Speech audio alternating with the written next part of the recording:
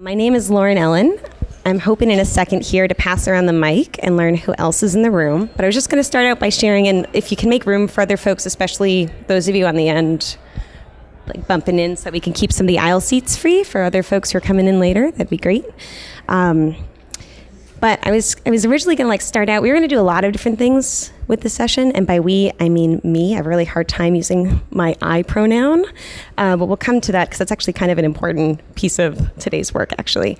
Anyway, I was originally going to have the big board in the room, and we were either going to have pin the definition on civic tech or all these other really terrible ideas because we're in this kind of communal existential crisis about what it is that we do and why we do it. And if you're not, welcome to this session. You're about to get one. Hopefully with some answers and wayfinding too. But then I realized maybe not everyone would really enjoy a game based on pin the tail on the donkey that involves definitions. So you're welcome. We're not doing that. But in the time that we have together in the next hour, what we are going to do is take a little bit of an adventure in a space where I'm going to say once at the top that I believe we all come to this work from a place of good intention. And after this point, never have to say that again, because we all trust each other. We're all here because we want to do good work. I don't think we have to do a disclaimer every time we do critiques. I think critiques exist so that we can do our work better. And so I want to just establish up front that we're all coming at this from a good place. But before I roll into it, thrills and chills, I'm sure that sounds like I'm going to be a lot shadier this hour than I'm actually going to be. I'm sorry.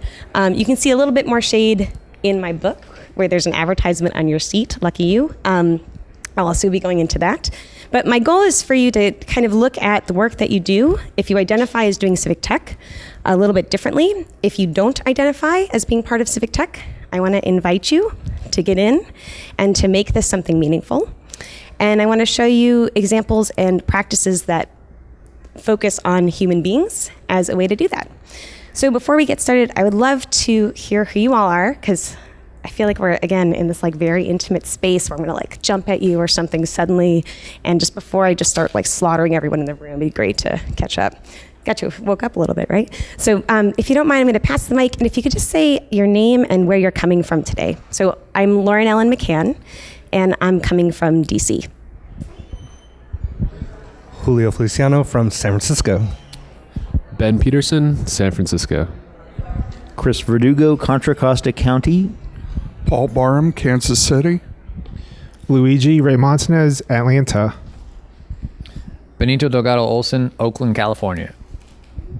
Sarah Rigdon, Houston, Texas. Christopher Whitaker, Chicago. Fiona from Berlin, Germany. Michael Martinez from Denver. Stephanie Caress from Providence, Rhode Island. Jason Rose from Jacksonville, Florida. Singing you from Alameda by way of LA. Ben Sheldon from San Francisco. Serena Wales, San Francisco. Peter Bornstein from Los Angeles. Aaron Simpson from New York. Richard Ng from Oakland. Kegan Maher from Santa Monica. Bassam Al-Warith from Saudi Arabia via Washington, D.C. Julia Kläuber, Berlin, Germany. Daniel Schumann, Washington, D.C. Megan Garcia, San Francisco. Peter Tatian, Washington, D.C. Sherry Greenberg, Austin, Texas. Hadley Dynack, Salt Lake City, Utah. Marcus Busby, San Francisco. Susan Clark, San Rafael. Carol Yang, Daly City, California. Naomi, Watsonville, California. Cody Kratz, San Jose. Marty Brown, Sacramento by way of Vallejo. Joe Kincannon, Sacramento. Steph Wong, East LA. Sarah Soka from Berkeley. Paul Clark, Oakland. Oscar Montiel, Mexico City. Matt Cloyd, Boston, Cambridge, Somerville. Donnie Bridges, Chicago. Georgia Faulkner, Oakland. Becky Michelson, Boston. Kim Graziani, Baltimore, Maryland. Did y'all speak over there? Yeah? Awesome. Well, let's just plop that down the seat. Wow. So thanks for joining us today. I'm hearing a lot of Californians in the room, hearing a lot of Americans in the room, but I'm hearing mostly that all of us traveled to get to the room and to the conference. So I'm very excited that we could convene here because there's very rarely that kind of crossroads that we can all meet at. But I wanted to start out also by naming where we're from in terms of place and not necessarily organization, because the theme of doing community partnership in civic tech, spoiler alert, number one, there's many spoilers, is that context matters. So although we might share California as the state we're in or the state that we're from, I'm sure you can get into amazing conversations about the differences between Berkeley and Oakland, or these small geographic areas that have incredible different diversities in terms of not just race and class, but also geography and also your personal experience. And I want to really emphasize that that is actually the most important part of the work that we do, understanding who we are as creators of technology in terms of context and also the context we're trying to serve. So today's talk, community partnership in civic tech. Let's actually do it. Like actually do it and learn from other people who are doing it, because it's not new. Even suggesting this idea isn't new. Let's not talk about that. Let's talk about actually doing it. Civic technology, how do we do it? Today, I made up this chart.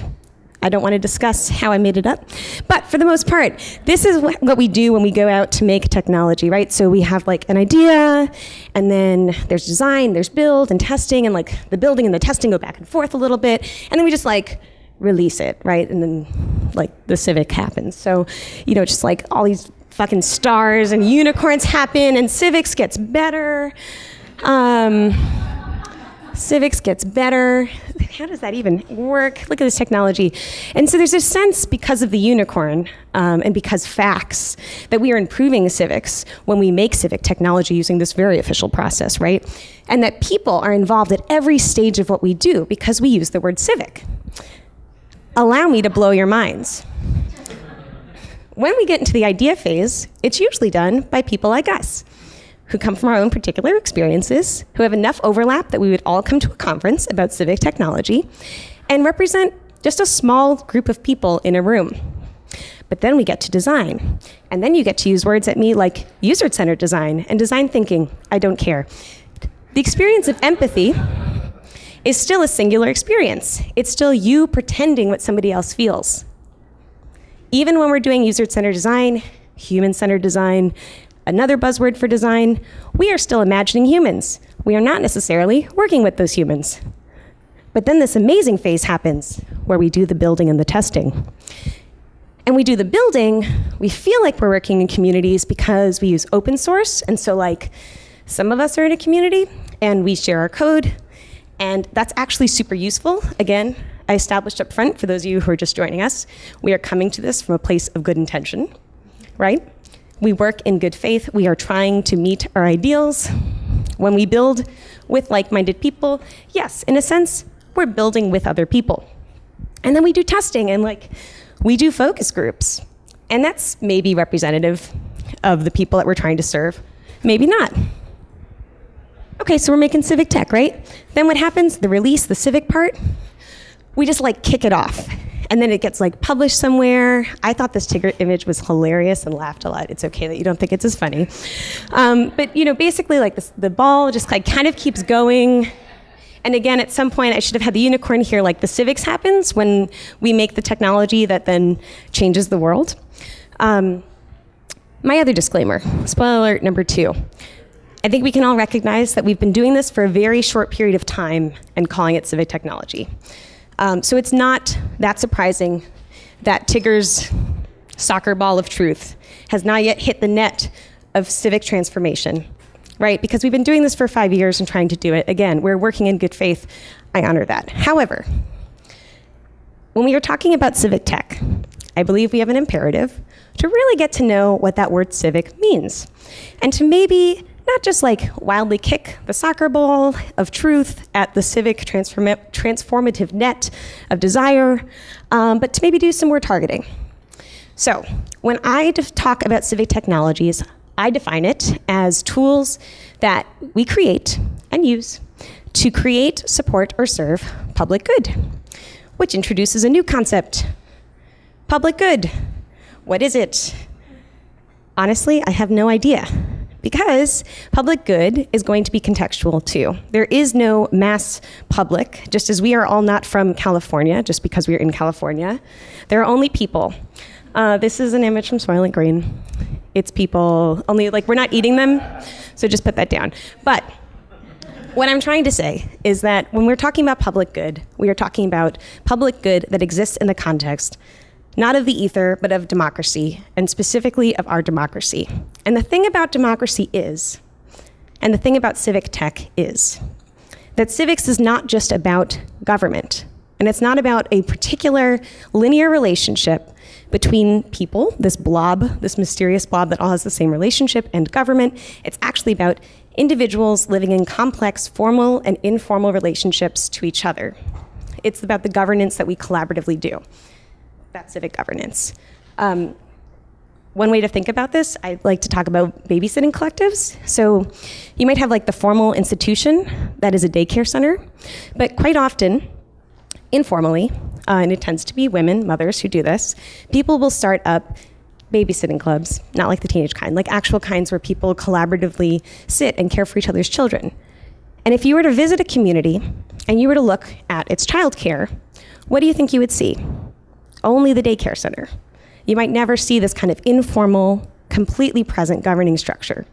But these are present everywhere.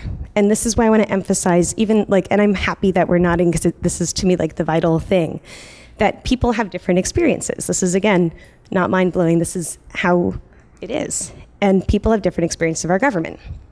And we can take into account all of this complexity because we don't have to take into account all the complexity. We can work with people who have these different experiences in the creation of civic tools. This cutesy phrase, build with, not for, kind of struck a nerve within our community in the last year. It is very nice to have a billboard phrase. It is very nice to have a very tweetable phrase to stand next to. But I want to talk a lot more about what it means to practice the with, what it means to actually collaborate. And I think that takes into account a little bit what I was just riffing on. This was my slide reminder to riff, that we have to increase the number of people, not just at every stage, but particularly at the ideation point of the technology we do. Because the way in which we build communities is through like-minded interests. In psychology, we talk a lot about in-groups and out-groups. And even as we get more and more diverse in terms of the potential educational backgrounds and race and gender of the people in this room, I would still say, by and large, most of the people who identify as being part of civic tech come from the middle class and higher. We still share experiences that make us an in-group and that prevent us, if we're not self-aware of them, from connecting with people outside of our communities. So, again, not a one-size-fits-all solution, except this idea of meeting people where they are. This is how we begin to bust out of our in-group. This is an image from Washington, D.C. This is a real conga line that formed spontaneously in the street during our first funk parade, which happened in 2014. And this was the start of my personal journey with the idea of building with and not for, where I personally realized that I had never done it before, except when I was working in community arts. I worked for a while at the Sunlight Foundation, and one of Sunlight's premises was that there was this Pew report that said that 40-something% of Americans were going online to look for government information, and gosh darn it, the government should meet them there. Everything we did in response was about creating a particular type of digital transparency tool that would be there when these Americans were looking for it, which I want to, again, honor is a great premise. And it's not to say that we shouldn't create online tools. But when we look at just American people in that framework, what we begin to ignore is, who are those people? What is the demographic breakdown? Where else are people looking for government information that we could be providing it? And although we need these kind of like directional language boosts to help us wayfind, and again, like we should be doing digital technology online, what happens when we use absolute language? What are we deleting, right? What are we taking money away from that we could be collaborating in partnership with to create? What I found was the artwork I was doing in DC, such as collaborating with our local parades, was actually bringing together a lot more diverse stakeholders. Again, I'm thinking about diversity in a lot of different ways here than we were doing it during my day job. And I had since left Sunlight by the time that we were just like jamming in the street here at the Funk Parade. But in the process of creating a tech space that didn't look like any tech space I'd ever been in before, during one of these funk parades, I realized it was only done because we were collaborating in this very decentralized, different way. And that's when I realized that I'd been using the phrase, meet people where they are, for, 10 years without ever actually understanding that you have to do it literally. And this was my call to action during the Code for America Summit last year. You have to get in the conga line. It is no longer enough for us to be a community here in this room. We actually have to participate in the variety of communities that are in our home communities too. Communities, communities, communities. So shortly after the Code for America Summit last year, I was approached by Smart Chicago on a research project to look at who's doing this. Because again, matter cannot be created nor destroyed. People are already doing this in technology. Let's see what they're doing and see what we can learn from it. The result is this research project I started with this totally savvy title, Experimental Modes in Civic Engagement and Civic Tech. Just wanted to make sure we had all of the buzzwords in there, which you can see more at smartchicagocollaborative.com/modes. And I found this a really interesting challenge because what does it mean to actually find people who are collaborating? Are they people using the language of collaboration? Because sometimes, again, I just feel like crazy. You're just looking at words, they have no definitions, they have no meaning. What does participation even mean? Oh my God, existential crisis again. I'll keep it to myself. So I created a series of criteria to help me figure out what I'm even talking about when I'm saying engagement and when I'm saying meeting people where they are. And so this is just a series of 5 pretty lightweight criteria. Mostly it's pithy, and I just wanted something that I could be held accountable to, that was something that anybody could look at and pretty much get. So the criteria, you have to start with people. These have to be real people and real communities. You have to be able to get to a first name, last name basis, I think, for someone to be real. And ideally that you are part of, that you can represent, or that you are trying to serve. You have to also cater to context. You have to leverage and operate with an informed understanding of the existing social infrastructure and socio-political contexts that affect your work. What does that mean? You have to be able to see both that babysitting center as well as that community level organization. You have to respond to need, not just your idea about a problem, not just something you read in a report, something that is being talked about, something that is coming up in conversation, something that other people identify as a problem. It can't just originate with you or someone just like you. You have to build for best fit. Most of us here in the room, myself included, do software design or various technologies that relate to web or mobile, but maybe that's not actually the best fit technology for the issue or the need or the problem that you've identified. And then you have to prove it. This is the harder one, and documentation ended up being one of the biggest barriers to this work. Particularly, I originally wanted to look with more of a historical lens and found it very hard, both trying to cross the language barrier of people not referring to their work in terms of technology, even if they're doing it. We haven't even used the word civic tech, but just even writing things down. But nonetheless, I was able to find a number of different projects to research in depth, did a number of interviews, also worked with people on self-reporting. And what I found was there's roughly 5 overarching strategies that folks use to meet people where they are. There's the wonky, fake academic language that I use to classify these practices. And then I also include plain text, because this is how we all actually talk to each other. So what I found was that groups that build technology with enough for their communities meet people where they are in a number of different ways, not all of them always at the same time. They meet them where they are socially. So they see these formal and informal community structures. I'm gonna just hammer that one home. They meet people where they are technically. They not only build for best fit, but they also remix and not reinvent tools and technologies that exist and inject life into things that people are already using. They meet them where they are physically. This is we often, I think in our communal space, talk about libraries, but there are a lot of different physical commons. My hometown hung out a lot in the parking lot of our Shell gas station. If you wanted to meet a high schooler at any time of day, that's where you'd go. Interestingly enough, also where you'd go to meet elderly people. So everyone's just hanging out at the gas station. You have to be able to meet them where they are physically. On equal terms, this one's the trickiest, and we're only going to lightly touch on this today, but it's this idea of what's the point of collaboration if you're not actually going to give someone an equal say in the project? There's a number of different ways you can do that. Just leave it there. It's all about power. And number 5, decide where you're going together. This is, again, a method where somebody has the equal ability and expression as you do to be able to influence the decisions you make. This held up in the self-reporting that I worked with groups both from my own study and a few from outside who then reviewed their practices using this collaborative case study sheet that I developed and then we iterated on together.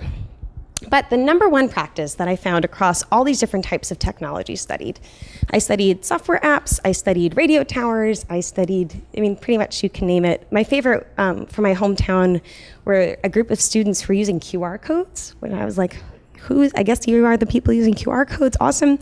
But the most common practice, no matter what, was working in partnership with hyperlocal groups. This is why I'm going to keep hammering on that informal aspect, because you have to be of a context in order to necessarily see what the groups are that have these intersecting interests. And when I talk about intersecting interests, I don't necessarily mean like we found all the other tech people and we did a tech thing. I mean, if we're working on an educational program, we're thinking both about the PTA, the students, the teachers, but maybe also the Airmax staff that work in the cafeterias or the people who live adjacent to the school. Intersections are going to be things that you'll see both in the physical space as well as conceptually. Oops. And you can read more and more about this in the Modes book. But today, and on Amazon, I want to talk about how what we learn about these partnerships affect my fake tech process that I described earlier, my fake and very real. The number one thing that I think of that we're just going to kind of like toss in here and move on from, because I want to walk through some specific examples, is that looking at building with versus building for shifts the final point from the idea of just like release into a space of sharing, because sharing is a form of relation, right? Sharing means that, again, we're talking about like two humans who are probably interacting about a thing, which was our original point anyway, because we started with civics, which is about people. So it would be people stewarding and inviting each other and iterating on a tool, not just throwing the tool and seeing where it lands. This is a chart I made based on data about what happens when you do this new process, just so that you know it is definitely more effective at engagement. And you can cite me, I'm just kidding. So, what happens? Again, I don't think you necessarily have hyper collaborative engagement at every single point in order to doing this right. I hope, if nothing else, that we, spoiler number 5, what number am I at? But anyway, we are moving from a point of like absolute promises about what we're going to do with tech, and we get into a point of like realistic accomplishment. So building with has this feel of like, yeah, we're building with at every point, and that just might not be practical, given the challenge that you're trying to create. So, what happens when you try? LargeLots.org gets talked about a lot. It got talked about on the main stage here at CFA last year. Large Lots was not originally a tech platform. It was a response that a group of citizens in Chicago had on their own to a number of vacant lots in their neighborhood, and then they started this whole policy program with the city government to try and buy these lots at a price that the city wouldn't mind giving up, which turned out to be $1 because the city just wanted these city-owned lots out of the pool. But it only got attention once the website was built. And the website was built actually like almost towards the very end of this program's lifespan. And it was built iteratively with the government staff, with the local libraries, and with the residents of the neighborhood, only at the point at which they realized that the policy program would be more effectively implemented across the particular neighborhood in Chicago if they had one website to access it from. Pretty rational, right? So the idea came from the neighborhood, from response need and existing citizen activity. The design was done collaboratively. The developers who worked on this tool worked with residents in the neighborhood to figure out like what the minimum everybody needed on the website was. Then they worked with the government officials to figure out like what was a realistic load, not just like throw data at them. The build happened with a tech group. If the folks from the Chicago Hack Night did a lot of work on this, but they worked, with themselves, so I didn't count it here as a fully collaborative process. But the testing and the sharing, that went right back into the hyper build with expression of the work. Really interesting project. Very different project is one that only half exists right now called VoterBox. VoterBox is a tool by 18 Million Rising that I can't believe they're struggling to fundraise for.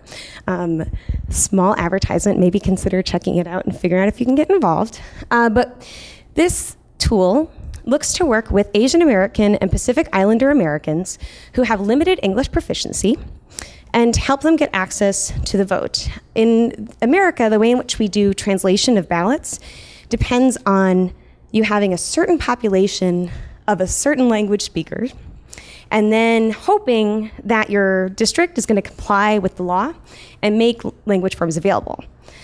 But if you don't live in a dense population of people who speak your language, but you're still an American citizen, you should totally be allowed your right to vote, because again, civics and democracy.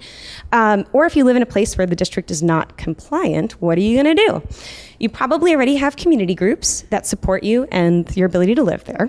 So VoterBox is a tool that works through those community groups and also through family networks, because very rarely do individuals who have limited English proficiency just like live on their own on an island.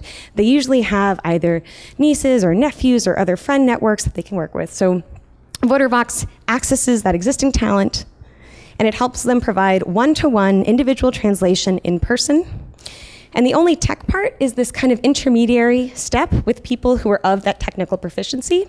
And then they upload the forms and they help the other translators do their work. There's a ton of crowdsourced translation out there, but it always depends on you being able to use technology. VoterBox focuses on the issue, which is language proficiency, and works on existing community networks. We don't know if they'll do a collaborative design because, again, they are still in the fundraising stage. But based on how they've publicly outlined how they're going to do the build and the testing and the sharing, it meets these criteria. Very quickly, this is a very different type of technology. This is the Prometheus Radio Project's radio barn raisings. They haven't happened in a few years. They've happened around the country and also in Nicaragua and a few other countries.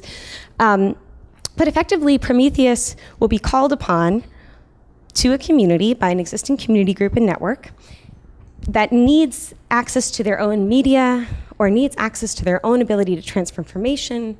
There's a trigger point that happens locally. Then Prometheus comes, it gathers together radio talent from around the region, and in the course of a weekend, they take you from idea to full-on live on the air radio tower. That's literally the tower being raised in a community. And they give you enough training and support afterwards so that you can keep your programming up and running. One of the longest radio programs still on the air from this is over 10 years old. So you want to talk about not just punting it out, right? Keeping those skills there. I left the design and testing off of the collaborative chart here. I'm sure that there's different instances where that's present. But you figure radio towers probably have a pretty consistent design. Maybe there was some collaboration in putting which roof it's on, whatever. Testing, same deal.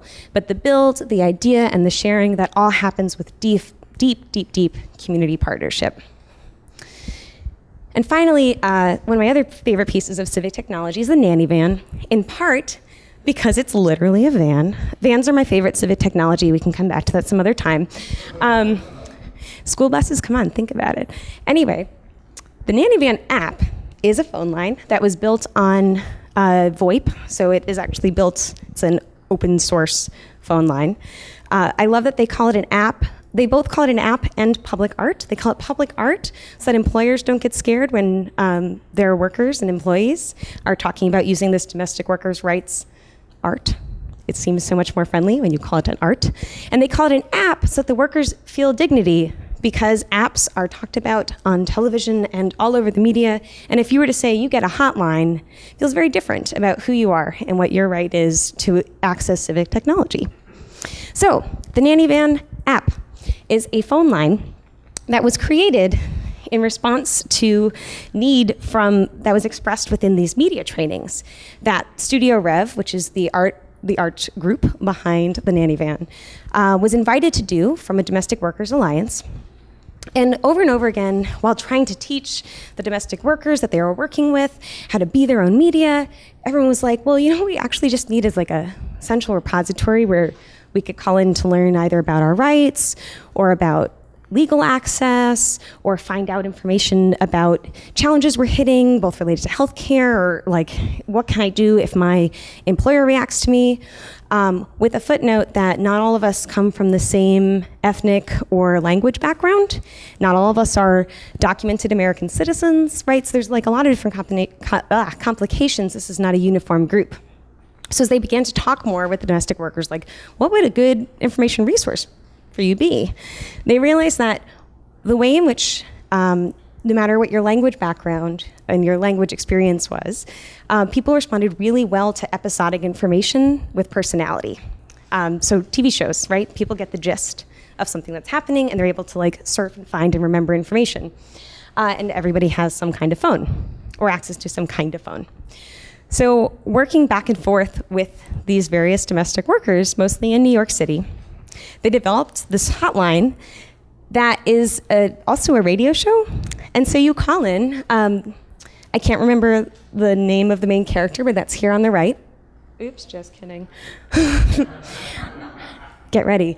But you like call in and you listen to a series of other domestic workers figuring out information, and you navigate a phone line regardless of the language that you're coming in with, some challenges here or there. And I think it's a really interesting piece that was used to actually pass historic legislation. Ultimately, it was able to like garner support locally and help people get access to the information they needed. And it's a phone line. And the collaboration came both at the ideation, not the build. This was something that they worked with folks at MIT on from the co-design group over at MIT Civic Media. But the testing and the sharing and the iteration has been entirely collaborative. So back to Garth. You might be saying, it's all very cool, but what does it have to do with me, with my context? I assume you're in the room because you think it is somewhat relevant to you, or at least something that you're interested in. And to that, I wanted to say, like, this is something, again, like if we're thinking about our work, not in absolute terms, but in the kind of like human, try as hard as we can, be as honest as we can, do good work.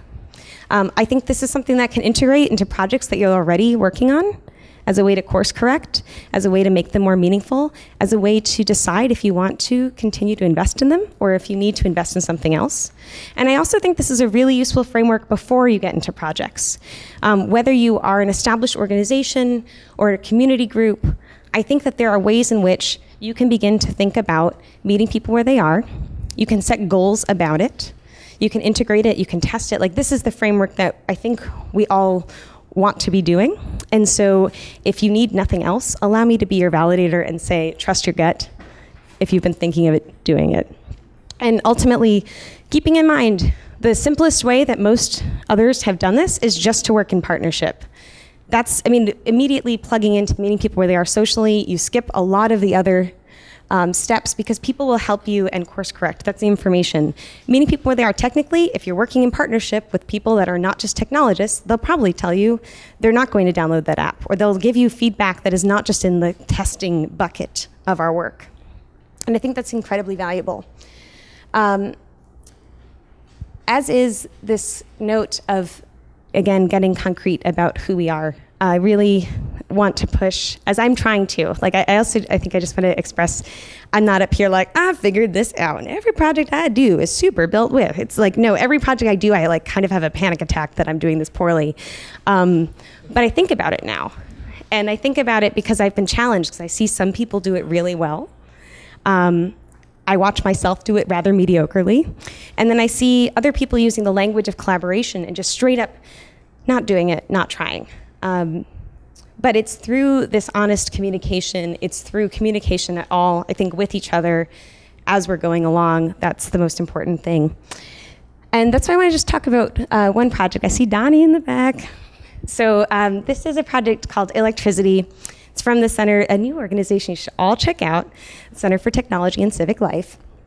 And Electricity is a really fascinating project that I think is still evolving, that works with elected administrators. I want to bring this one up because I think this is going to hit home for like a lot of the civic tech that we're pretty comfortable talking about.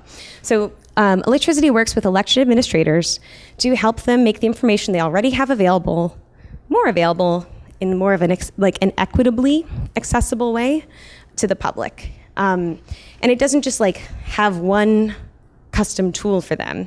It actually started out with a Google Blogger template. So this before and after, it's a Google Blogger template that helps the election administrators restructure their information, both for themselves in a way that is within their capacity to maintain, to do, to expand from, and again, for the public. So you're not just like having this completely junky, if endearingly 90s website out there for consumption. The Google Blogger, the Google Blogger template evolved from a listening tour that Donnie and crew went on, Tiana and Whitney, also from the team, over a 7-month period of time where they were actually embedded with these election administrators, talking about their needs, listening to like the pains that they have, listening to the pleasures that they have working with the public, and actually thinking through this problem together. It also helps that Whitney May, who's on the team, was an election administrator. So there's a lot of different levels of experience with the data and with the community. Whitney has this really great phrase that came out of the convening that we had on the Experimental Modes project. A bunch of us, as part of this research, also gathered together in Chicago in early April to talk. And she was reflecting on how, if we're talking about relationships and if we're talking about community, you know, as the book How to Make Friends and Influence People goes, you don't just like friend someone, right? You build a relationship with them over time. And that's a method not just of asking, but of invitation specifically. You are building a relationship not with a piece of paper, not with a gold medal, not with an imaginary friend, but with a human, which means you have to give a little to get a little. You have to invite them into a party for somebody to come, which also means you should attend their parties too. And if we're talking about civic participation, ultimately, if we're talking about like behavior change as part of civics, we have to get good at that inviting part if we want that participation part. And that is what I want us to think about. I'm inviting you, as Whitney invited me, to think more about the processes that we create. And I hope that as we continue to move forward in the series of progress and opportunity we have, we can do so together. And I really look forward to learning from you as much as I hope you learned from me today. So thank you.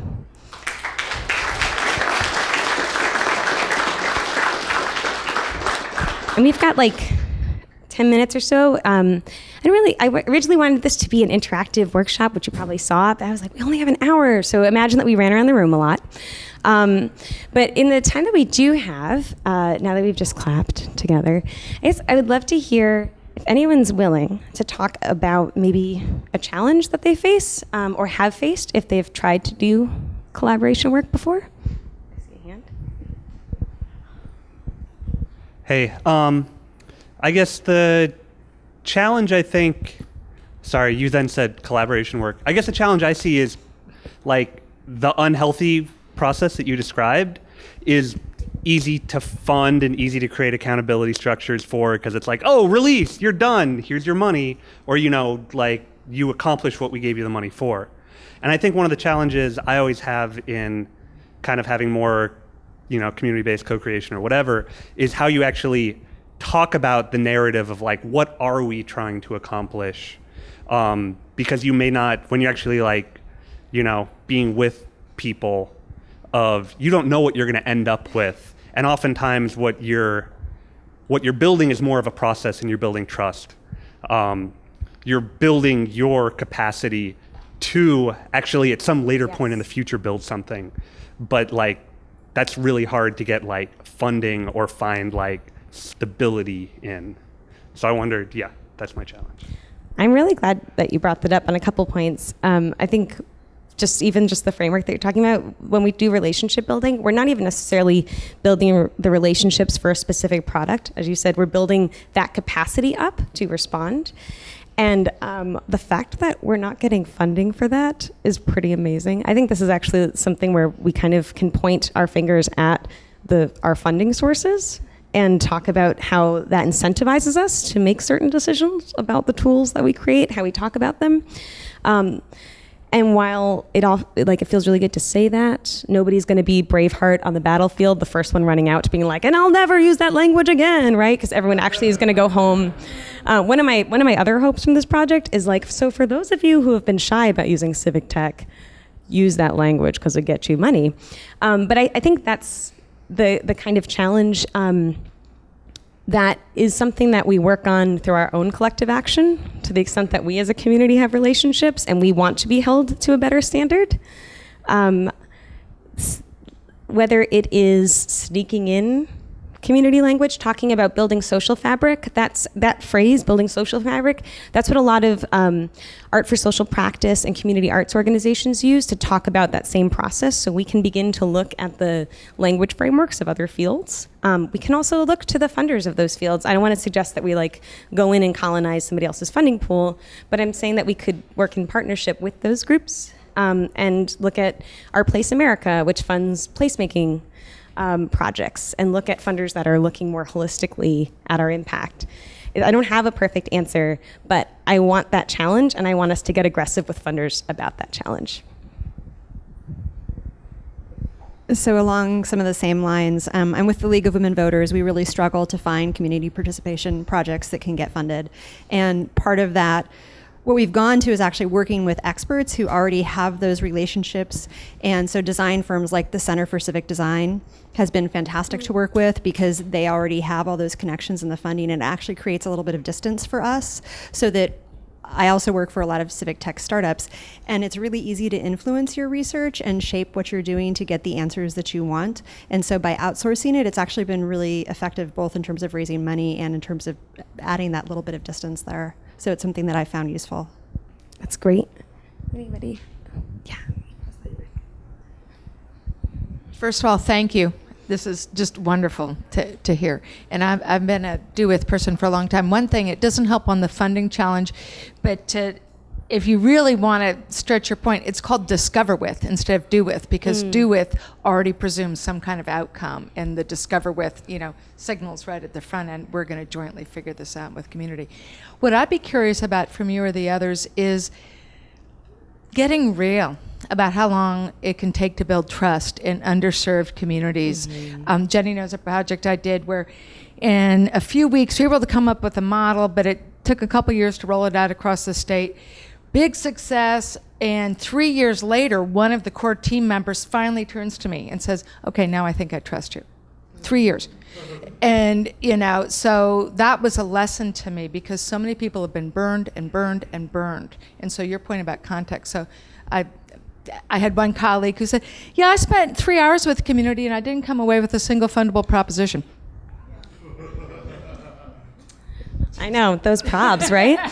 3 years, 3 hours. So what I also think is really important about that, so I just dropped radio barn raising as though they just walked in when called, and it worked really well, and trust was instant.